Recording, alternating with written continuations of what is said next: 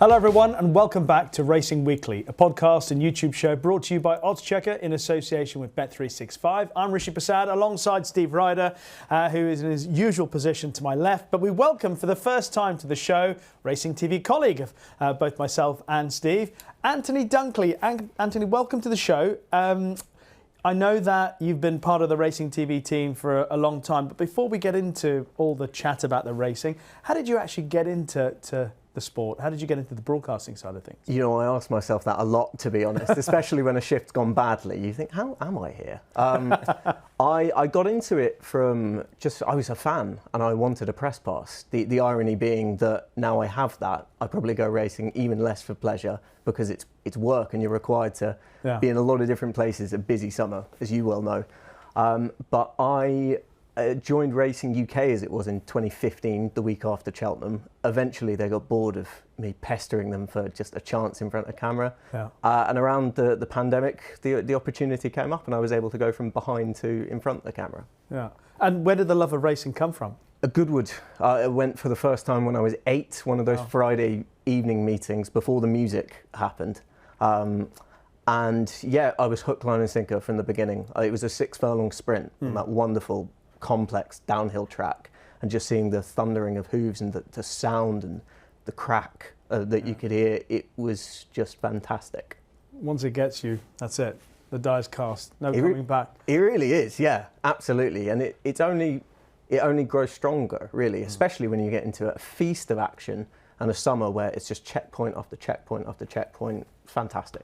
It is fantastic, and it has been fantastic. The July meeting recently at Newmarket, sort of filling the same quality that we're seeing, you know, all the way through the season. It's been a high level. Has it filled it quite to the level that you've experienced with the other big meetings this year? I love the July course. Like, it is my local track, so I probably have a bias towards it. But I was there in a professional capacity on the Thursday.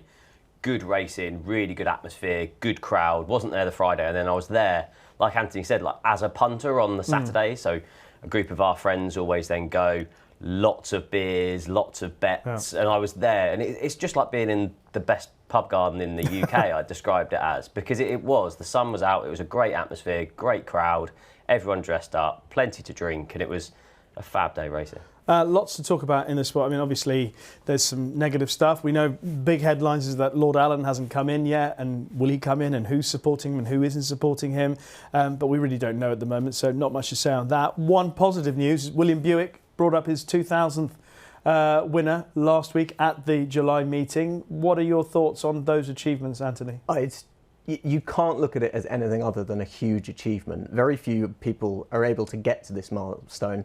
And I know some people are going to say, well, of course he's riding these kind of winners. He's had a big job. He's had countless big jobs as well. But if you don't have the talent and you don't have the consistent talent or display of that talent all the way through, you're never getting to this milestone. Middle of the road jockeys don't get to 2000. And short of injury, and touch wood, everything will be fine.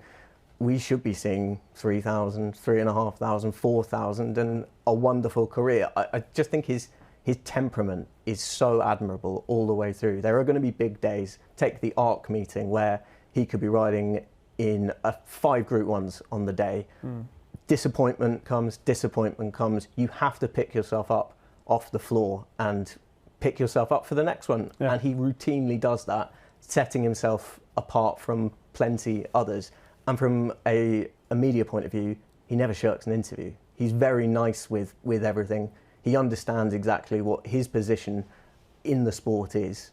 And it's just fantastic that such a nice person has the talent to match and is able to achieve this milestone. He is easy to talk to. It's interesting hearing. He's quite thoughtful when he's talking about his the positives and negatives about horses and about his own performances. But what do you think in the saddle, Steve, makes him such a success? He always seems to have his horse in the right position. You never usually, I know there was a couple at Royal Ascot last year, I think it was Hand of God, wasn't he, when he was too far back. But it's very, very rarely, I'm then thinking of one in the past 18 months of a ride where he's actually been in the wrong position. And he rides Newmarket so well. Like, if you look at even himself at the July Festival just now, 19 rides, 8 wins, 42% strike rate. Like, he's just fantastic. And then I got into the sport just as he was with John Gosden riding horses like Nathaniel in group races, and then there have never been any murmurings, have there, while he's been with the Godolphin that he was going to get replaced or they were going through a tough period or anything. And that kind of says it all. He's been with them for a decade and has never been any talk of him losing that job or being replaced in that role. And he's just brilliant. He's one of those jockeys that the smaller trainers that haven't got retained riders always go to, your likes of Harry Charlton and Simon and Ed Crisford, that haven't got those jockeys. He's always top of the list alongside John and Thady Gosden. Yeah, that's the thing. He's now, I'm sure he's going to be happy the fact that Godolphin haven't got a contender for the Sussex Stakes, because in he goes. Can you also say that his adaptability to different racing jurisdictions, that's such a hard thing to do. Very few are able to achieve that. Ryan Moore has it down. Wherever he goes, whatever big race he's riding in, you're never worried about that. And William Buick, exactly the same. I mean, America, success in Australia, Hong Kong, Dubai, of course. He's just always in the right place, as you were saying, Steve, at the right time. But it doesn't matter about the different pace scenarios that he's in. You can be fairly confident he's getting it right. If you had to pick one jockey, unfair, because I'm not just making it about Buick, I would like that. Right now, let's imagine that you've got a runner going for the Arc, let's say, and you could pick any jockey just from Britain, not from France or Ireland, but if you could pick one jockey from Britain to take your horse to ride in the Arc, you can have anyone. Who would you go with? Ryan Moore. Does Ryan Moore count? Yeah, Ryan Moore counts. Yeah, Ryan Moore. Right. Okay. Absolutely. William Buick, fantastic, world class. Yeah. Ryan Moore is a little further than a generational talent. He's just stunning. Yeah, I can't argue. I can't argue with them. It'd be close between them. Both absolutely brilliant. Well done to William Buick. And he's a big feature of our racing recap when we talk about what happened at the July meeting.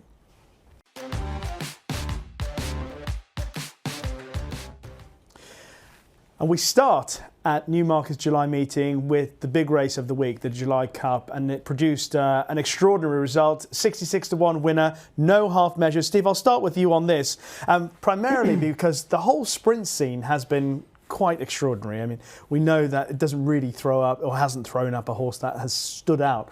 The few candidates at the start of the season, few would have predicted no half measures was going to win a Group 1 this season. No, there was a few disappointments in behind, and it's one of those races again that you'd say you run it again and they'll probably get a different result. But some of these sprints that have happened, I then look back through the form and you go, I couldn't have even made a case for that, so I'm not annoyed that I didn't pick the winner. Whereas with her, I then went through it and said, do you know what, actually, she was really unexposed over those 6 furlong trip, and you went through and went, I might have missed one there, actually, and you could have easily made a case for her, and now raced 5 times over the trip of 6 furlongs, 4 wins and a second that came on her debut. So the case could have been there. And actually, she's 14-1 with Bet365 for the Sprint Cup at Haydock. And I thought that was quite a big price, because I don't think everything went her way. She was trapped out on the outside. She didn't get a toe into the race, had to then come across and was then challenged late on. And I'm actually going to upgrade that performance. The handicap has risen at £8 up to 113, but I was impressed. What did you think of the race? I completely echo your thoughts. So she didn't have much help in the run, and for her to do what she did was fantastic. You'd be worried about the strength of depth of the division overall. When Richard Hughes rode Oasis Dream to win, I mean, Oasis Dream is rated 123. Choiset didn't have an official rating, but an RPR of 126. And Airwave back in third was 119. 5 of the field that year were rated under 110. 8 of them this year were. And just the overall strength and depth, there isn't one to be shot at, which can be exciting. But given that most of what we're hearing at the moment is people are breeding for speed, it's not being borne out in our top Group 1 races, and this is just another example of it. Thrilled for Richard Hughes. It's taken a long while for him to get one on who's out of the top draw as it stands. And Neil Callan, who's reinvented himself since coming back from Hong Kong. That's a 3rd Group 1 win after Fontaine in the Sun Chariot and triple time in the Queen Anne. When you say breed for speed, it's breeding for cheap speed seems to be the issue, that there's just too much of it. That's probably something for another day.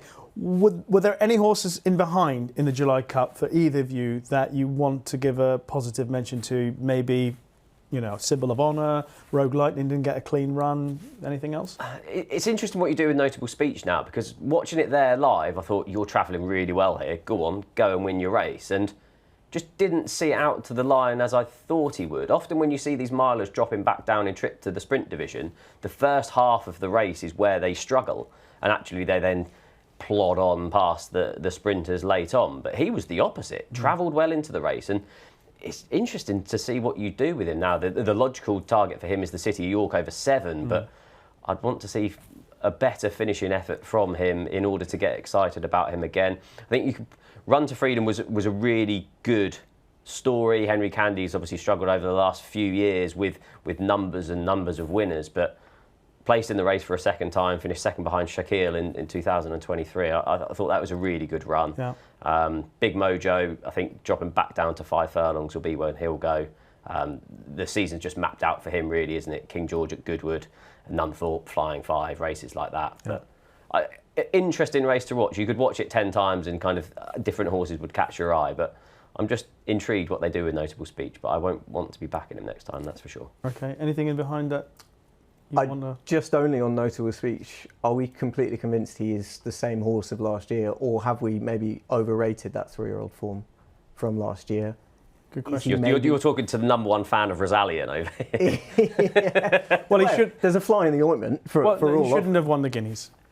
Rosalian should have won the Guineas, but Notable Speech mugged him because that was it a went great ride. so hard. That was a great ride. It was a great ride, William, annoyingly. But they Rosalian was the best 3-year-old miler by a country mile last year. Notable Speech was a very good horse he obviously got a brilliant ride that day. But other than that, he hasn't really fulfilled those expectations, because I don't think the 2,000 Guineas last year, I don't think was a proper reflection of the merits of all the horses. You know, Inisherin went off at 100 miles an hour and then dropped back to 6 furlongs to win a Group 1. Has he really trained on? Maybe not. I don't know. I don't know what they do. I'm with Steve. It's a test for Charlie Appleby, what they do with him. I guess he'd give the City of York a stab, but you can't be going in with the same kind of confidence as you had when you could run him in the lock-hinge and go, well, he'll need it. Yeah. So he'll be fine for Ascot. I mean, he's run 2 fine races in behind the other 2 races, the Lock-Inch and the Queen Anne. You look at that and go, all right. He might bump into Rosalian in the City of York, though. So like the Lock-Inch, you'd say, fitness, okay, we'll forgive that finishing effort. The Queen Anne, you might have gone on the wrong side, messy race, we'll forgive that. Then this one, you haven't really seen out your race again. Yeah. No excuses. It's just that final 2 furlongs of his races just doesn't seem to be going through it. It was weak, wasn't it? He was travelling the best. You thought, wow, he's really in a position to strike. Now, he has the best position to strike from just in behind a front runner. And then nothing happened. And then horses were overtaking him. Yeah. Okay, there's so many horses we could talk about in that race, because it was a bit of a bunch finish in behind, but all the credit goes to No Half Measures. Well done to Richard Hughes and Neil Callan. Richard Hughes particularly emotional after the race. It was lovely to see how much it meant to him and his team. The Bet365 superlative, as so often is the case, went the way of Charlie Appleby, Saba Desert. Now, this race was won by Saba Desert, but a lot of people will talk about the interference, Venetian Lace leaning over onto Wild Desert in Italy. How convinced are you that Saba Desert was the best horse in the race? Well, he was the one who wasn't inconvenienced with that and actually contributed late on to some more interference. I don't think bad horses win the superlative. The last 10 years and before would tell you that. Would I back him? Would I take the shirt off my back and put it down for him to back the form up? Mm-hmm. I'm not sure at the moment. I thought Wild Desert was the most inconvenienced and ran a great race. Italy, definitely inconvenienced. His slot was kind of taken with Venetian Lace coming over and Wild Desert having to move across as well. But he's very green at the moment. I fancy that he could well be a horse who just keeps on improving with his racing. Saba Desert absolutely could be the same as well, displayed signs of greenness. I just thought it was a mess of a race. I don't think you can make hard and fast assertions based on that run alone. He is 14-1 at Bet365 for the 2,000 Guineas next year, Saba Desert. And I'm presuming Charlie Appleby will use the old formula, maybe head to Ireland with Saba Desert, but who knows? Yeah, he has the right entries, doesn't he? Charlie Appleby, you touched on 6th win in the race in the last 10 renewals. When he won it with Quarto and Native Trail, they both headed on to win the National Stakes, and he's got the entry. So his season's mapped out, isn't it? You're going to go there, then you're going to go to the Dewhurst, and then you're going to campaign him like a Guineas horse next year.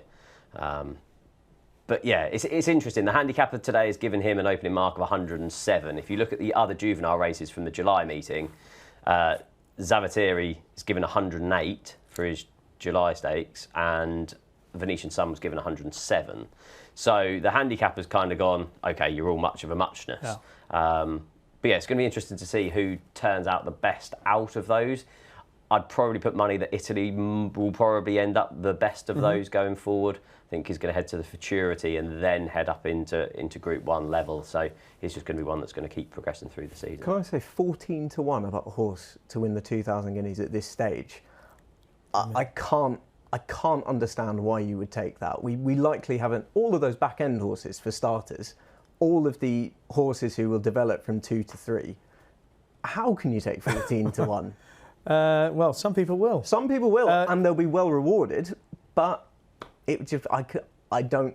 Well, Albert Einstein's your 8-1 favourite for the 2,000 guineas at the moment. These days, I don't think you can back Aidan O'Brien horses for the 2,000 guineas anymore. Yeah. This year being a perfect example. Yeah. Stard is 10s. Italy's 14, same price as Saba Desert. Now, Humidity 16-1 for the 2,000 guineas. The reason why I mention Humidity is because the horse in fourth, who caused the majority of the interference, Venetian Lakes, I like her. That's twice she's run against the Colts now. She didn't run badly in the Chesham behind Humidity, and she actually stretched them out a little bit, going to the 5 furlongs, and then obviously they've got to iron out whatever went wrong, because I don't like the hanging. But just in terms of raw ability, she won nicely on her debut. That was over 6, and then they upped it to 7. And I can see why. There's stamina in the pedigree.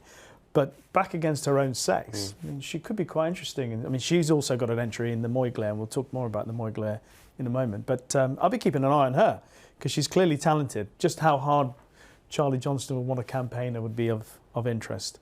The week started off with an impressive Aidan O'Brien winner in the Bahrain Trophy, Scandinavia. I'm doubtful about the overall quality of that performance, because I think a few people have rated that quite highly. The number bods have been impressed with that. Are you impressed with Scandinavia? No, I was really lucky. I was in the ITV tracker cam for this race, Oh, yes. so I followed them to start and I was then in. And to see him lengthen during that Bahrain Trophy was a sight to behold. But like you said, the form, did Nighttime Dancer probably, did he stay? Maybe not. Oh, and it was probably, the winning distance was probably exaggerated at the finish. But Ryan Moore hadn't ridden him in a race previously, was clearly impressed afterwards. The cheap pieces has obviously helped.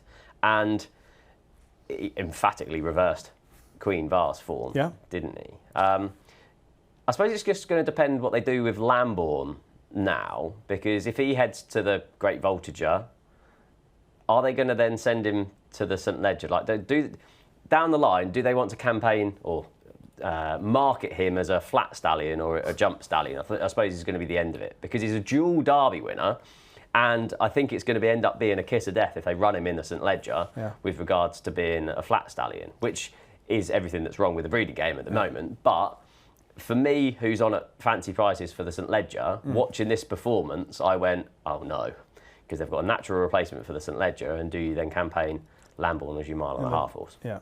I think that the latter is probably what they would want to do. Scandinavia, the quality of that performance merits 5-1 second favourite with Bet365 for the Leger, behind 6-4 favourite Lambourne, and ahead of Lazy Griff, who's 8-1. Who arguably has run the best Leger trial so far behind Lambourne in the Irish Derby. I would judge Scandinavia more highly on the Queen's Vase run, where I still can't quite work out how he managed to stick on after being caught 3 wide, driven up all the way around. If he'd have dropped out the back of the TV, no one would have batted an eyelid and thought, well, another day. He, to me, looks a cup horse of the future. I think this horse stays all day. I think he showed there on the figures there that he also does possess some speed, which is essential for a cup horse. You see Yates and Kyprios, they had a turn of foot and they were able to settle. And I liked his performance in that regard. Is the form worth much? I don't think so. So the winning margin, and take all of that out of the equation, not really. I half wondered if they might have a swing at the Irish Leger with him. You make use of the 3-year-old allowance. 3-year-olds have a good enough record in the race. I mean, you get plenty in it as well. We've mentioned his turn of foot as well. He's a half to above the curve, who was very good filly, intermediate, wasn't she? Like mile 2. I think he probably has gears in the context of the staying division. It's kind of where, and I half thought, if he backed up particularly well, if Illinois didn't exist, would they have a look at something like a Goodwood Cup? Yeah. Because you get a load of weight for there. Stradivarius showing that 3-year-olds can do it. Big Orange. But the problem is that there are horses in the way, effectively. He's probably not necessarily going to get his chance as grade A horse because you have Illinois and Lambourne in the way. Personally, I'd send Lambourne to an Arc. Well, even in the betting for the St Ledger with Bet365, I don't think Delacroix is going to run in it. But he's in there. There is zero chance. That's interesting. But Lambourne's a 6-4 favourite. Scandinavia 5-1. Delacroix 7s. Lazy Griff 8s. Mini Hawk 8. Stay True 8. So those are the top 6 at the moment. Take Delacroix out. Aidan O'Brien's got 4 of the next 5. And, you know, we haven't mentioned the likes of Merchant, who's 10s. Who knows where he's going to end up. Karma's, who's 14s. All horses with the Ledger, well, certainly Karma's has got the Ledger in his sight. So there's still a long way to go. I thought 5-1 Scandinavia was a bit tight, personally. And so did I. And it's going to be interesting because Aidan O'Brien, last year, ran Jan Bruegel and Illinois both in the St Ledger after he'd ran Illinois and Los Angeles in the Great Voltigeur. Yeah. So maybe that's just the way they're going to go this year. We spoke about the 2,000 guineas next year a little bit earlier on when we were talking about Saba Desert, Italy, etc. Well, the 2,000 guinea was the talk for Eve Johnson-Horton after the July Stakes, where Zavatiri caused a bit of an upset, 18-1 winner, beat some well-fancied horses. I thought Maximised would win, but he was disappointing. How impressed were you with the now unbeaten Zavatiri? Quite impressed, to be honest. I thought the Salisbury run, it's asking a fair bit to step a horse from that company into Group 2 company against horses who had proven form at the level as well. But watching that Salisbury win back after he'd won the July Stakes, of course, learned plenty. That was really green, didn't have a particularly clear run, was locked away on the rail. And that, I think, is testament to this is a horse of a fair bit of ability. Not a fashionable siren without parole out of a Siuni mare. Yeah. So stepping up and trip does seem the obvious call. His great granddam? Go on. Zarkova. Oh, amazing. Yeah. One of my favourite arcs, easily. I was quite impressed with the front 3 in different ways. I thought Do or Do Not provides context. It's a lovely horse, that Do or Do Not. Really nice, and is arguably even more of a candidate of stepping up and trip sooner rather than later, because he looked badly outpaced early. He was the one who was really feeling the pinch, and I think he actually had the quickest finishing speed percentage of the entire field. He was 100%. All the rest were sub 100, which they went hard in it, as you'd be hoping for a race of this level.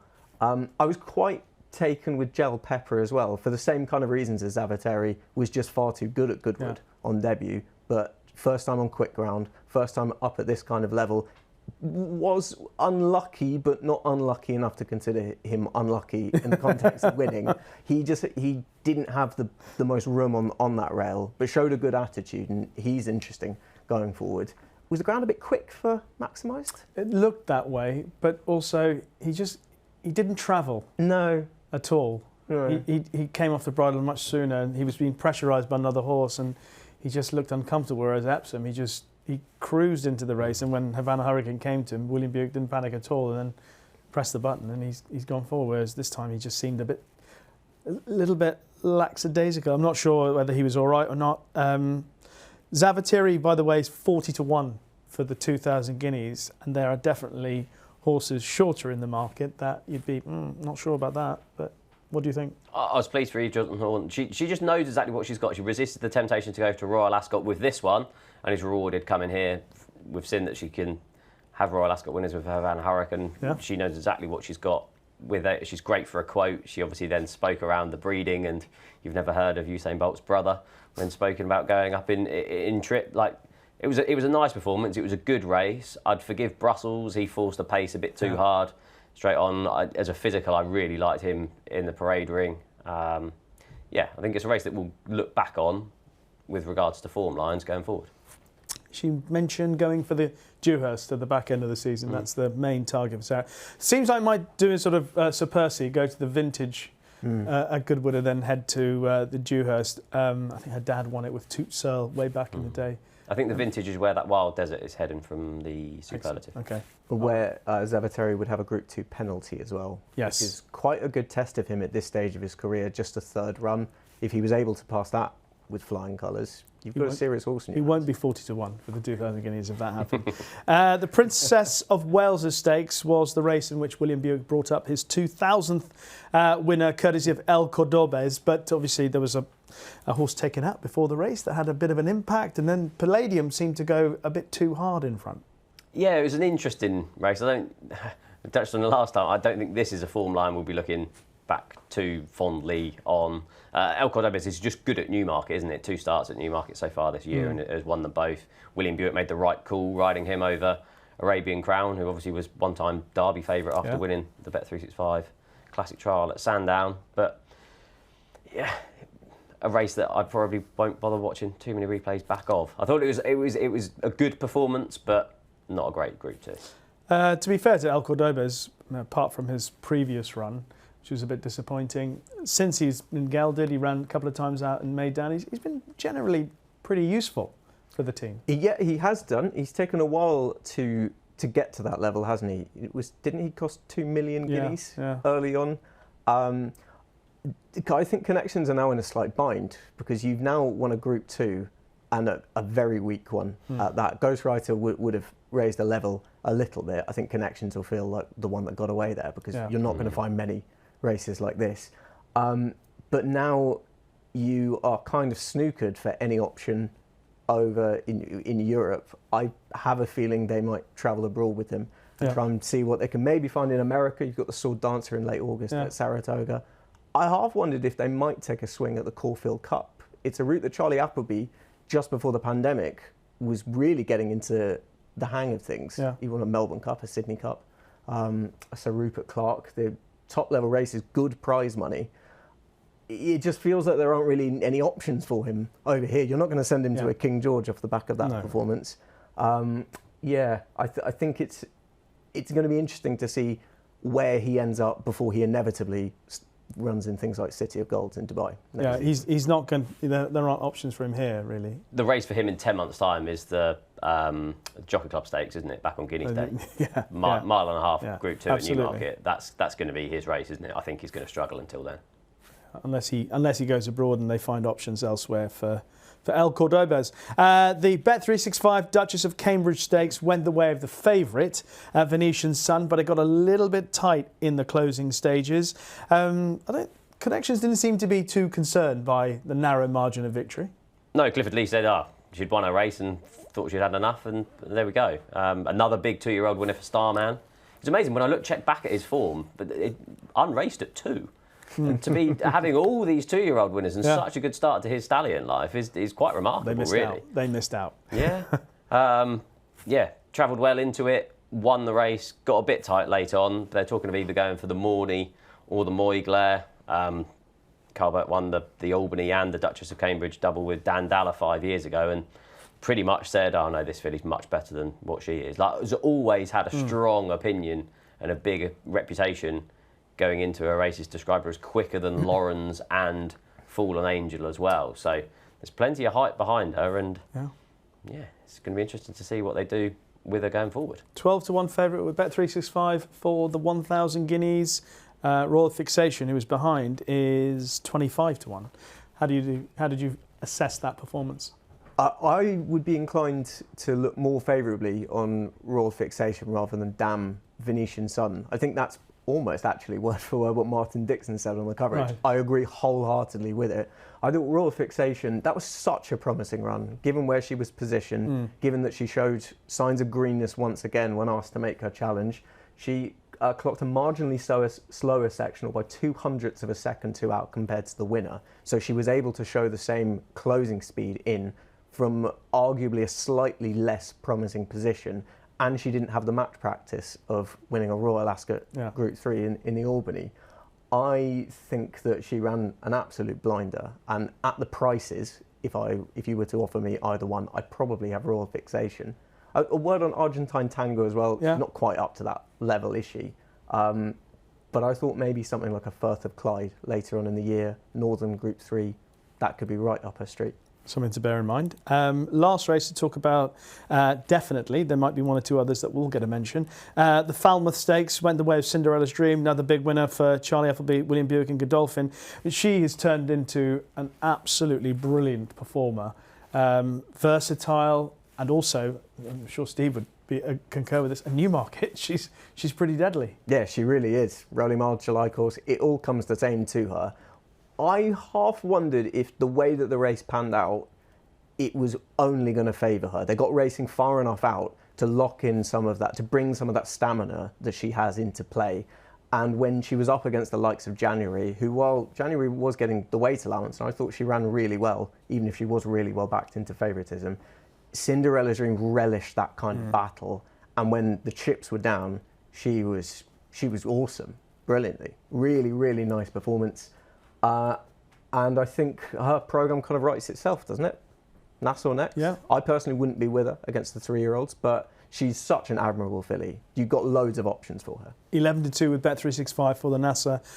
Cinderella's Dream, See the Fires, the 15-8 favourite, World 2-1. That would be a pretty good race if just those three lined up, but there are a few in behind, including January, who I wouldn't give up with yet. She's only had 3 starts so far this season. I think she could be quite interesting as it progresses. Yeah, I agree. She travelled best, didn't she? She was away from the action, I suppose, on the near side, and then just got mugged late on. I do think it was inexperience.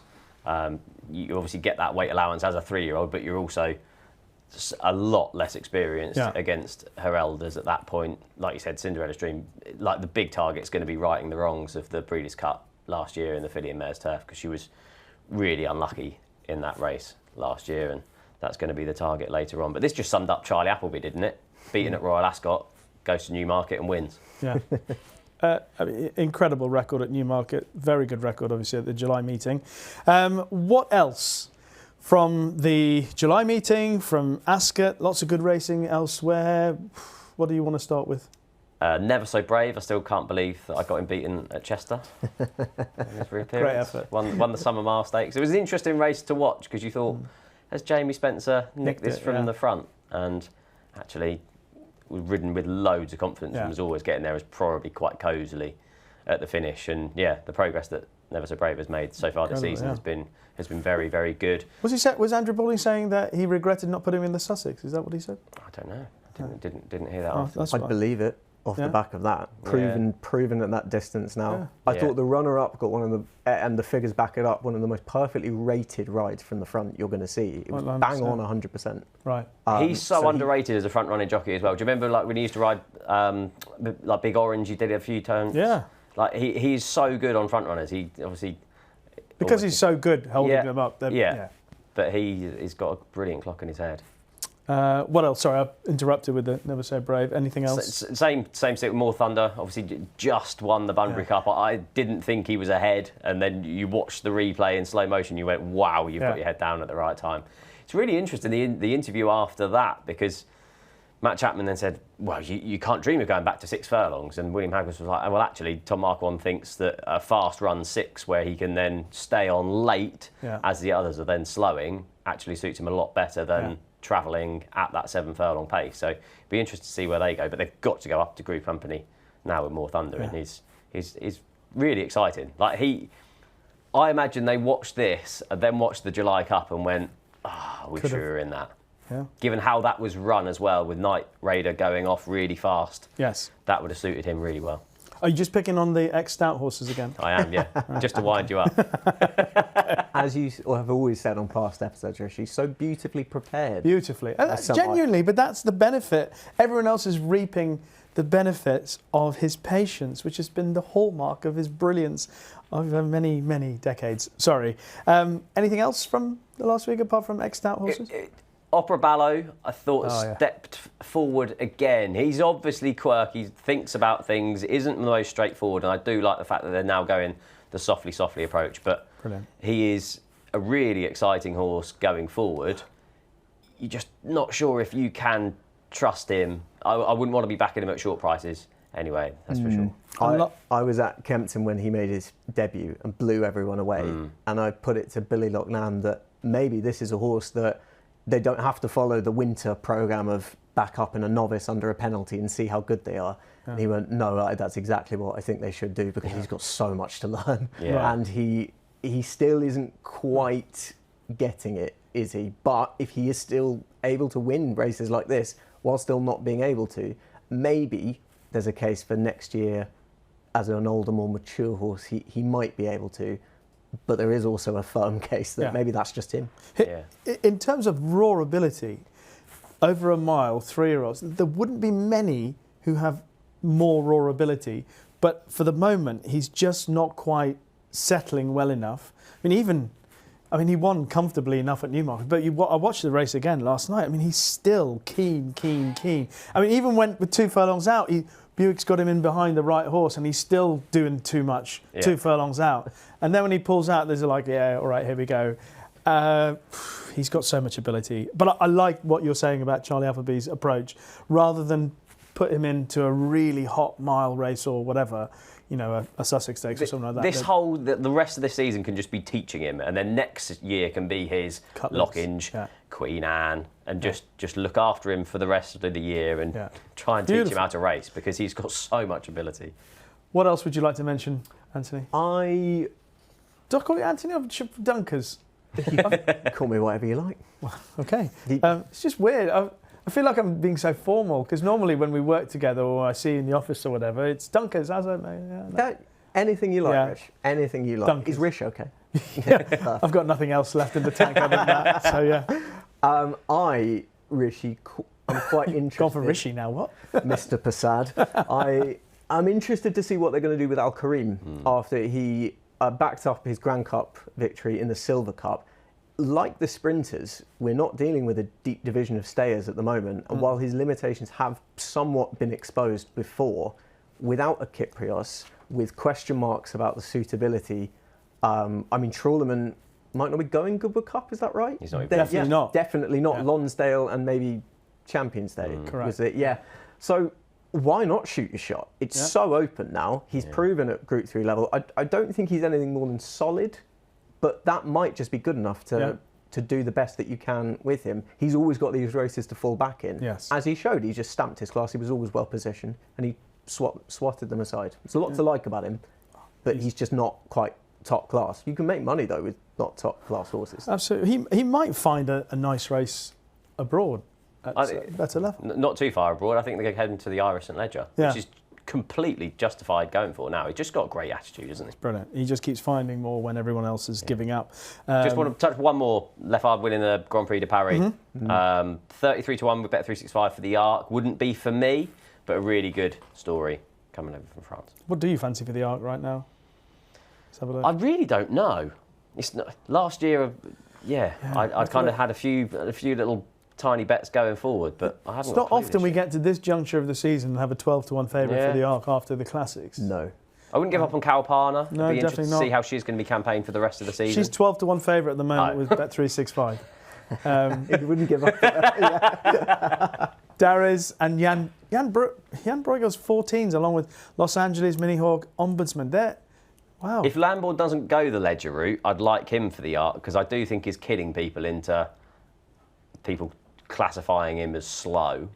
But obviously the Ledger hasn't got a great record going to the Arc, so I wouldn't fancy him if he, for example, won the Ledger and then went to the Arc. I have always kind of seen him as a stayer, Jan Bruegel, but stayers traditionally have done quite well in Arcs as well. Yeah. It's just so difficult to know what kind of conditions you're going to get. Yeah.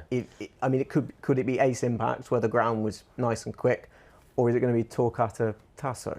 It's just hard to know. This might be the year, everyone. This might be the year. Quadrinor, the Japanese winner. 20-1. I would love a Japanese winner of it. And Quadrinor, he was very impressive when we saw him win the Japanese Derby. So there are worse shouts, definitely. I'm shouting. Because I think the Japanese contender for the Juddmont's interesting, Danon Desailly. He won in Dubai. Anyway, is that it? We're wrapping up what we've done for it, and no more horses that caught your eye over the last week or so? I think maybe just one final mention. Washington Heights made use of the drop back to win the listed City Walls. you'd put him in a Nunthorpe, wouldn't you? And he'd have a lively outside chance. Yeah. And it wouldn't be so much of a surprise to see him make more of an impact as an older horse. I think that was his 3rd time he's won a stakes race. Yeah. City Walls is a really good marker, same course and distance. Yeah. Marsha did the double, won a couple of years ago as well, I'm forgetting. But yeah, just something to note, that listed City Walls, it might just look like a good opportunity. It can produce Nunthorpe winners. Okay. And that has been this week's Racing Recap. Now, before we get into our weekend preview, just to let you know that our sponsor, Bet365, have a best odds guaranteed offer. It's available on every single UK and Irish race from 8 a.m.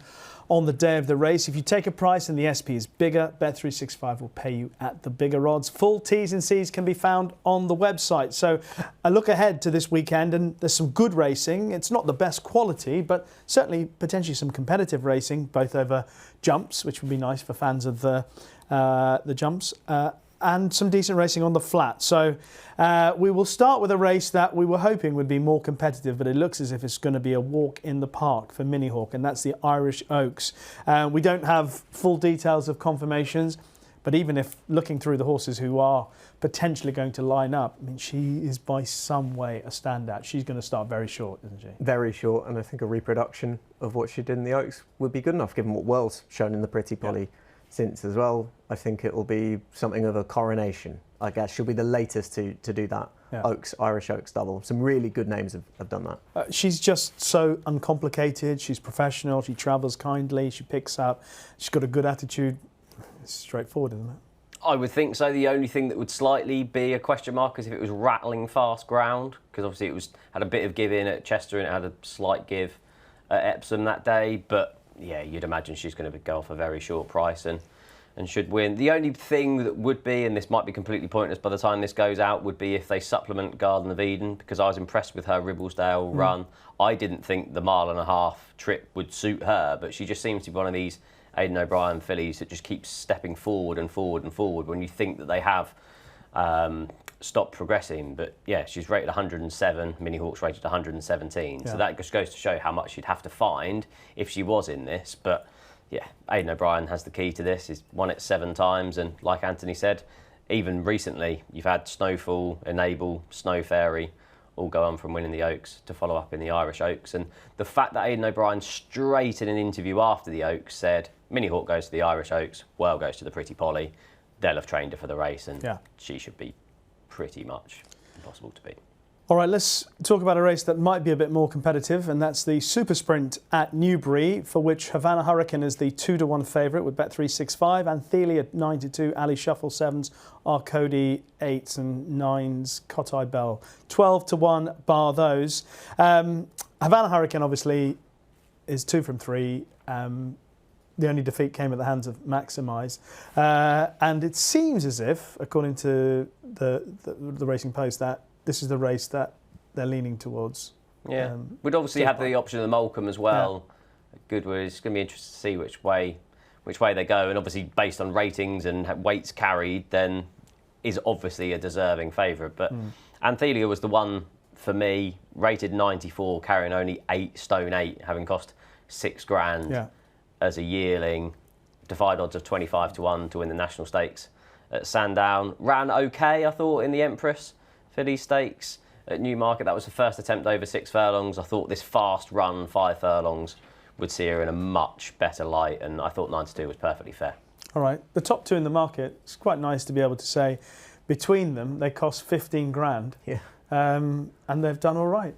They certainly have. There have been some inexpensive purchases in the last 10 years of this race who have gone on to huge things. Remember Pennyphobia? Yes. For Richard Farley, then went to Tony Cruz out in Hong Kong, made $3 million in sterling. It's unbelievable. Tiggy Wiggy, Happy Romance. This can throw up a good one.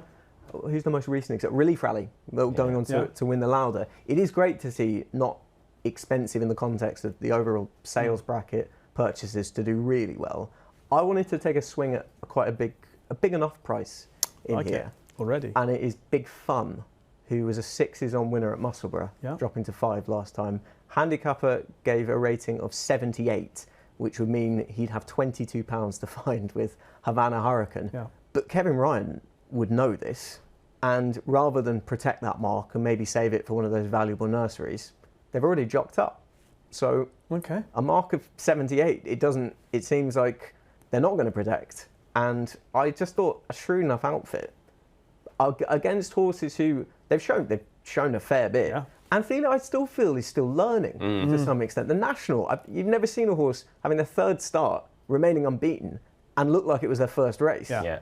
And I think actually last start will have done her wonders as well. Team very happy with her. Havana Hurricane, what a great story. But classy horses can be beaten in this and still have good careers, and I just feel very short in such a likely big field as well, and things can get messy. So I'll take a swing at Big Fun. Yeah, about Big 16s at the moment. 16 to 1 with Bet365. I thought Havana Hurricane was the most likely winner, but 2 to 1 is not in a big field race like this, likely to be a big field race, not particularly a strong view. The Hackwood. Now, it depends who's going to line up for the Hackwood Stakes at Newbury this weekend. At the moment, we've got joint favourites with Bet365, Iberian and Regional at 4 to 1. Elite Status, I presume this will be Steve's selection at 5 to 1. Diligent Harry. I mean, who'd have thought Kind of Blue at the start of this season, you'd say he's going to line up for this race, 8 to 1 in the market behind Iberian and Regional. But that's where he is after what's happened so far. What do you like here?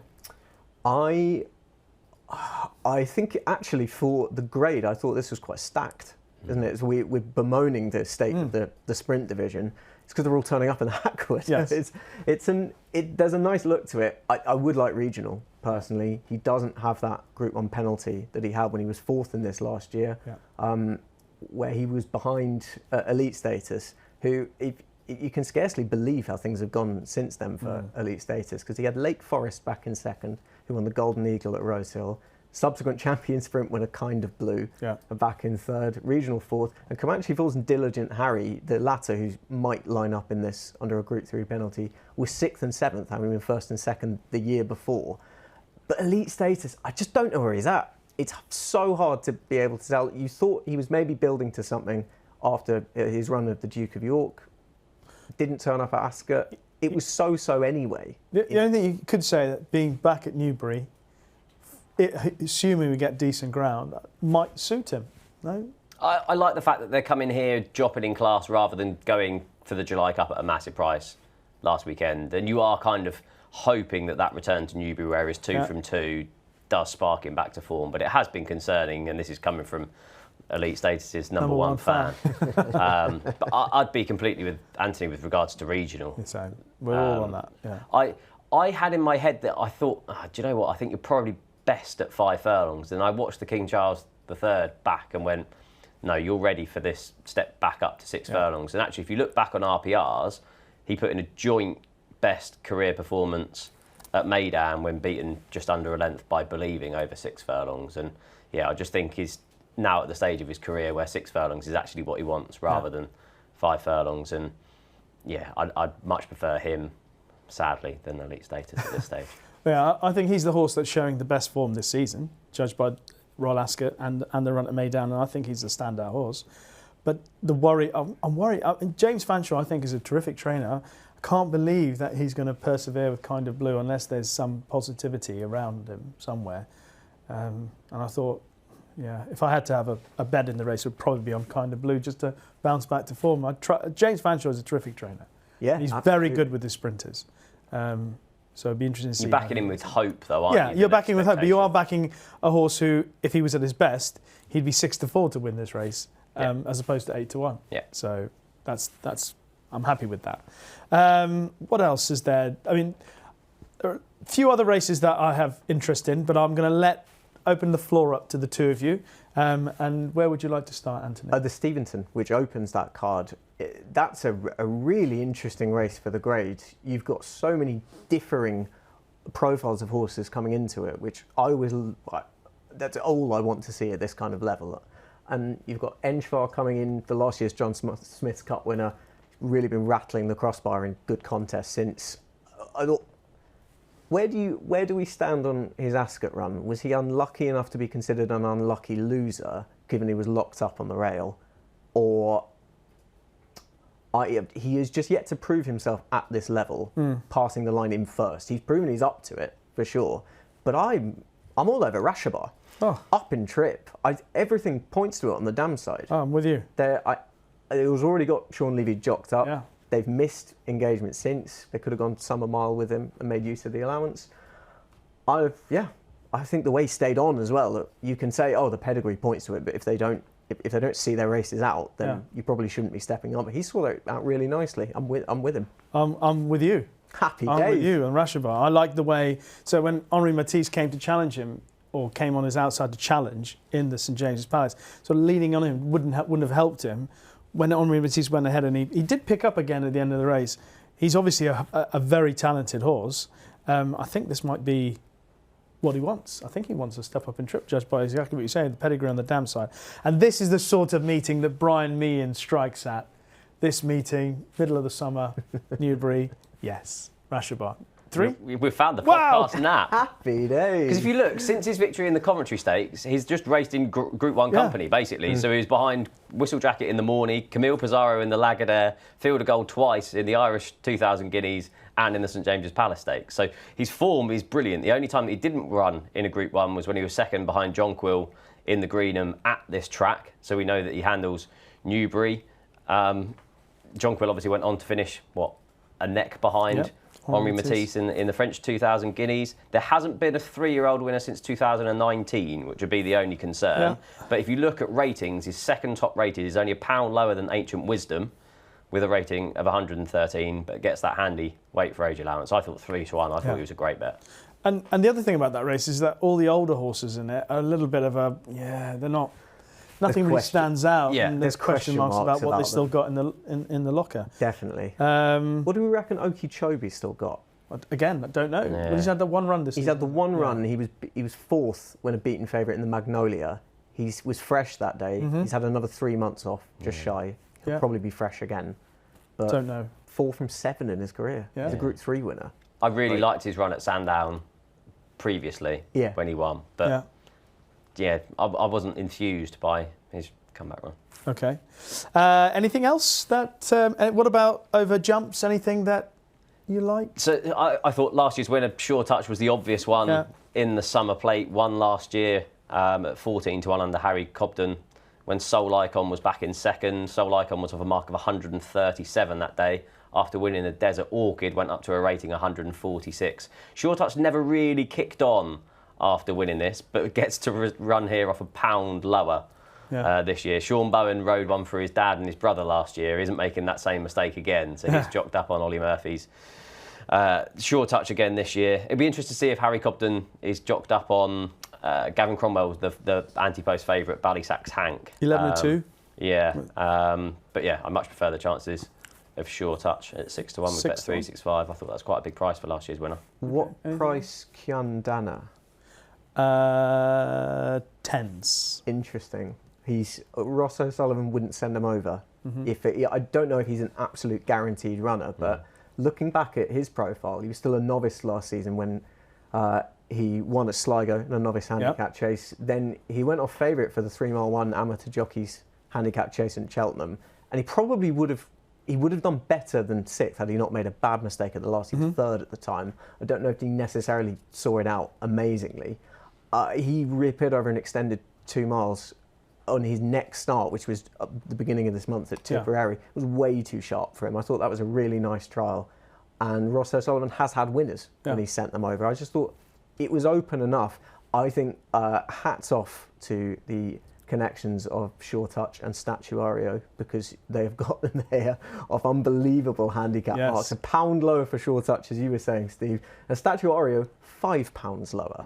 Now with Mickey Bowen winning the same race at Perth and beating the same rival in Hang On Time that he did exactly the same 12 months before. It's amazing how they work these things out. It is target training at its absolute best. But I'd take a swing at Kiandana.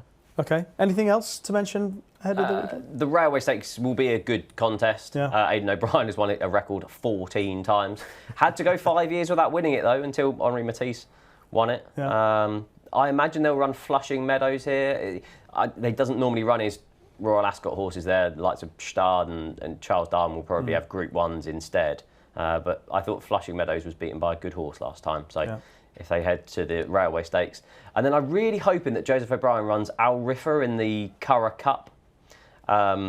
Outpaced in outpaced in the Hardwick, I thought, behind Rebels Romance, and was staying on well at the finish. That was in first time blinkers over 1.5 miles, and I just thought the step up in trip might really suit him going up to 1.6 miles. He won the National Stakes at the Curragh as a 2-year-old, and amazingly he hasn't raced in Ireland since July 2023. He's been all over the world, and I thought now was the time to step Al Riffa up in strip. All right. Anything else, Anthony? No, I've got one for the best bet for Newmarket. Okay, yes. hold tight. Okay.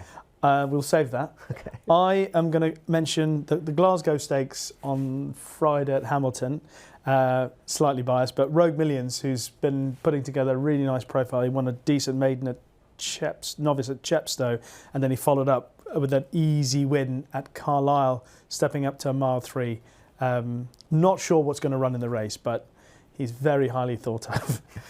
So we're hoping, or the Rogues are hoping, that he runs well. Was that the Cumberland Plate? The Cumberland Plate, he won at Carlisle. He did bolt up. He travelled all over them. But 3-year-old getting weight from the older horses with his rating, it was nice to see him do that. And he's only improving because he's quite big and just needs to fill out. So hopefully some of the other good horses that line up for that race have doubly entered. But yes, he's one to look out for. I'm not saying he's definitely. And then I will save my best bet, which I'm actually going over jumps with for the end of the show. Sacrilege, doesn't it? It does feel like that at this time of the year. Height of summer. I know. We're all heading to market rate. Well, I could have said Rashabar actually, but I shall. That'll be the podcast now. That'll be the podcast now. All right. So that wraps up our weekend preview. But before we get into our best bets of the weekend, just to let you know of a free-to-play 6 horses challenge. It's available every weekend with free spins on offer if you get 2 or 3 selections correct. Prize pools available for 5 and 4 correct predictions, as well as a jackpot for all 6. T's and C's apply. Here we go. Time for our best bets of the weekend. And as usual, we go to our guests. Dunkers will go first. Chorus for me in the 4:20 at Newmarket, which is an evening meeting now. I wasn't aware that. I'm not sure if that's the first year they've done it. It's in the Aphrodite Filly Stakes. There's a listed event where there are your usual lurkers of later developing 3-year-olds who have maybe had a couple of novice runs. There are black type hunters aplenty, but I've gone for one who already has black type, and she's looked quite good in doing it. This is Chorus. On Saturday? On Saturday, yeah. Any of her form, I think, matches up to these. She had a later developing filly.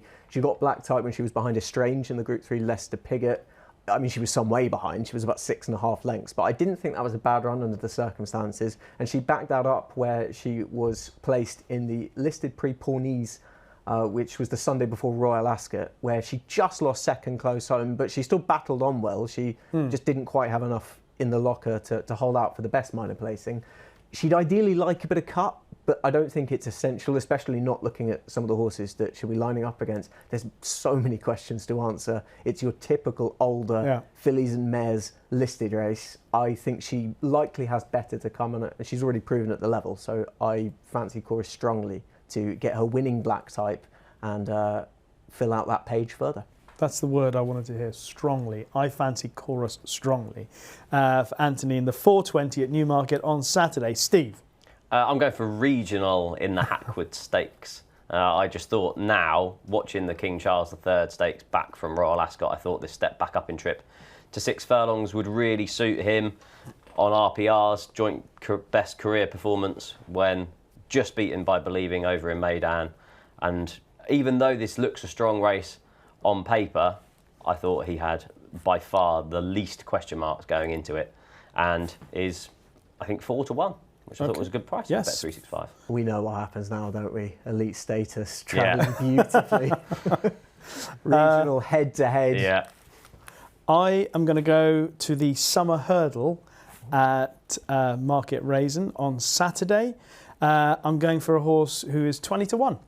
It's Nibras Gold, ex-David Pipe, now with James Owen. He's had 3 runs for James Owen on the flat since switching to his stable. He's won 2 from 3, might have gone very close to winning the start in between. He got past, was coming back, and the horse that eventually won the race just leant right on top of him. Pulled up, eventually finished about 6th or 7th, but I think he would have gone very close. He's improved £7 on the flat. His rating over hurdles has dropped £2 in the interim. And just the way he races, he's towards the head of affairs. I've seen it. You've seen it many times at market racing. They get out, especially this time of the season. They get out in front. Sam Twiston-Davies has been booked to ride him. I think James Owen might have about 3 or 4 runners in the race. And Harry Cobden's jocked up on one, Tara E.T. and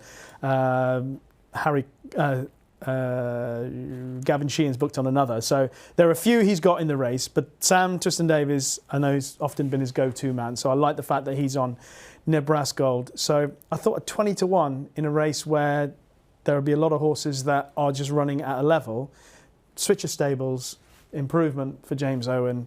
I think he might be a bit of value at 20-1.